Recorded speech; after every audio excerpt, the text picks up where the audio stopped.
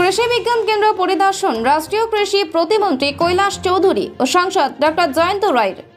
জলপাইগুড়ি জেলার কৃষি বিজ্ঞান কেন্দ্রে পৌঁছে কৃষকদের সাথে সাক্ষাৎ করলেন ভারত সরকারের রাষ্ট্রীয় কৃষি প্রতিমন্ত্রী মাননীয় কৈলাস চৌধুরী। জলপাইগুড়ি জেলার কৃষকদের কৃষি প্রযুক্তি ও কৃষি ক্ষেত্রে কেন্দ্রীয় সরকারের বিভিন্ন প্রকল্পের বিষয়ে খতিয়ে দেখতে জলপাইগুড়ি জেলা সাংসদ ডক্টর জয়ন্ত রায়কে সঙ্গে নিয়ে কৃষি বিজ্ঞান কেন্দ্রে এসে ইন্টিগ্রেটেড ফার্মিং, জৈব চাষ, প্রধানমন্ত্রী কৃষি সেচ যোজনা, প্রধানমন্ত্রী কিষাণ সম্মান নিধি যোজনা, agriculture infrastructure fund, EIF, FPO, FPC গঠন ও আরও অন্যান্য বিষয়ে বিস্তারিত আলোচনা করেন। এরপর কৃষি বিজ্ঞান কেন্দ্রে বিভিন্ন প্রদর্শনী ক্ষেত্র পরিদর্শন করেন।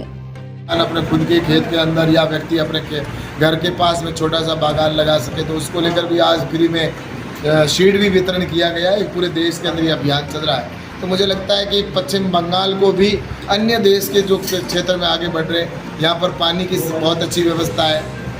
सब कुछ होते हुए भी किसान अभी तक जब भी फील्ड में जाते हैं तो वो अपने आप को इस तरह से ठगा सा महसूस कर रहा है। तो मुझे लगता है कि अब प्रधानमंत्री जी मोदी जी की जो स्कीम है वो ग्राउंड पर जैसे पहुंच रही है, तो आज मुझे कई ऐसे किसान मिले जिन्होंने कहा है कि प्रधानमंत्री जी का हम धन्यवाद ज्ञापित करते हैं। तो मुझे लगता है कि निश्चित रूप से आने वाले कल में हम देश के किसानों को एक ताकतवर किसान बनाएंगे।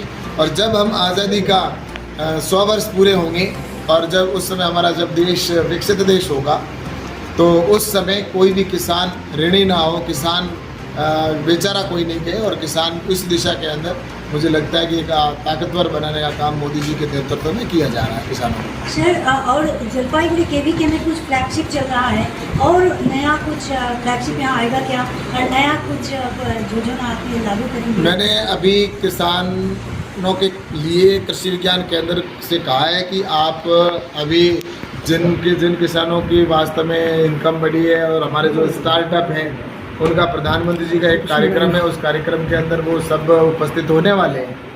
और उनकी जो अन्य प्रदेशों के अंदर जो टेक्नोलॉजी वो भी इस क्षेत्र के अंदर भी पहुँचे और नेचुरल फार्मिंग के ऊपर किसान आए, प्राकृतिक खेती के ऊपर आए। तो इसके लिए भी प्रयास कृषि विज्ञान केंद्र के द्वारा किया जा रहा है। यहाँ पर भी एक फील्ड के अंदर हमने इनको निर्देशित किया है कि अपनी जो इस कृषि विज्ञान केंद्र की जो ज़मीन है इसके अंदर एक 25% लैंड के ऊपर नेचुरल फार्मिंग का भी एक मॉडल बने, ताकि उस मॉडल से किसान देखकर नेचुरल फार्मिंग कर सके।